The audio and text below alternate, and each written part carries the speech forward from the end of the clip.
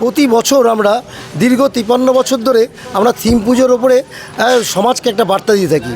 এবারের বার্তা হচ্ছে যে এআই, কৃত্রিম বুদ্ধিমত্তা মানুষের মানব সভ্যতায় আশীর্বাদ না অভিশাপ, না শিক্ষা ব্যবস্থায় আশীর্বাদ না অভিশাপ।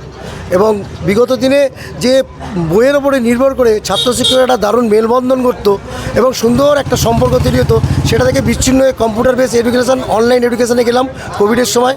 পরবর্তীকালে আমরা দেখলাম যে একটা বাক্য রচনা তৈরি করা কিংবা একটা প্যারাগ্রাফ তৈরি করার জন্য আমরা এআই নির্ভরশীল হয়েছি, সেখানে আমাদের কোনো শিক্ষকেরই প্রয়োজন হচ্ছে না। প্রতি বছরের মতো এবছরও আমরা এই থিম পূজার আয়োজন করেছি। আমরা একদিকে যেমন বাগদেবীর আরাধনা করি, পাশাপাশি আমরা তো একটা সামাজিক বার্তা সমাজের মধ্যে ছড়িয়ে দিতে চাই। প্রতি বছর আমরা দিয়েছি। তো এবছরে একটা বিশেষ থিম হচ্ছে এটাই। আমরা সবাই মোটামুটি জানি ডারউইনের একটা মতবাদ ছিল স্ট্রাগল ফর এক্সিস্টেন্স, মানে বাঁচতে গেলে টিকে থাকতে হবে। এখন এআই এসে গিয়ে আমাদের শিক্ষা ব্যবস্থার উপরে একটা ভূমিকম্প শুরু করে দিয়েছে। এই শিক্ষা ব্যবস্থাটা এমন হয়ে দাঁড়িয়েছে, লোকে ভাবছে বোধহয় এটা অভিশাপ, অনেকে আবার সেটাকে আশীর্বাদ হিসেবে গ্রহণ করে নিয়েছে। তা আমরা সমাজকে সেই বার্তা ছড়িয়ে দিতে চাই যে ভয় পেলে হবে না, স্ট্রাগল ফর এক্সিস্টেন্স করার জন্য এআইকে কোপ আপ করতেই হবে। এটাকে অ্যাডপ্ট করতে পারলে ভবিষ্যতে সমাজের বুকে একটা উপকার বই অপকার হবে না। তা আমরা প্রথমেই আমরা দেখিয়েছি বা অনেক কিছু জানি যে আমাদের শুরুতেই আমরা অনেক রকম ডাইনোসরস দেখেছি, আমাদের অনেক রকম পশু পাখি দেখেছি, বানর আমরা পূর্বজন্মে আমরা ছিলাম। আস্তে আস্তে সমস্ত বিবর্তনের মধ্যে এখন আমরা মানুষ হয়ে গেছি। তা আমাদের এক্সিস্টেন্স আমাদের লড়াই করে থাকতে হবে।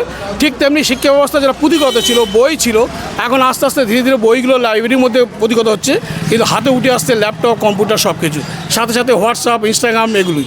তো এগুলো থাকলে যে কী উপকার হতে পারে, কী উপকার হতে পারে, সেটা আমাদের ভাবতে হবে। দুনিয়া যখন এগিয়ে চলেছে, আমরাও প্রতি পদে পদে কদম কদম এগিয়ে যাব।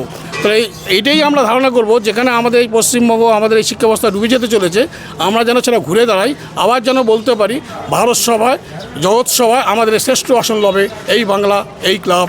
এইভাবে আমরা এগিয়ে যাব।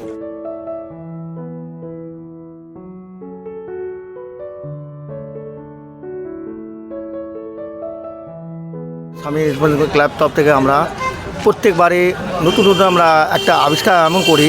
আমাদের কলকাতায় বহু জায়গায় দূর দূর প্রান্ত থেকে এই পুজোটা দেখার জন্য আসে লোক, প্রচুর লোক আসে।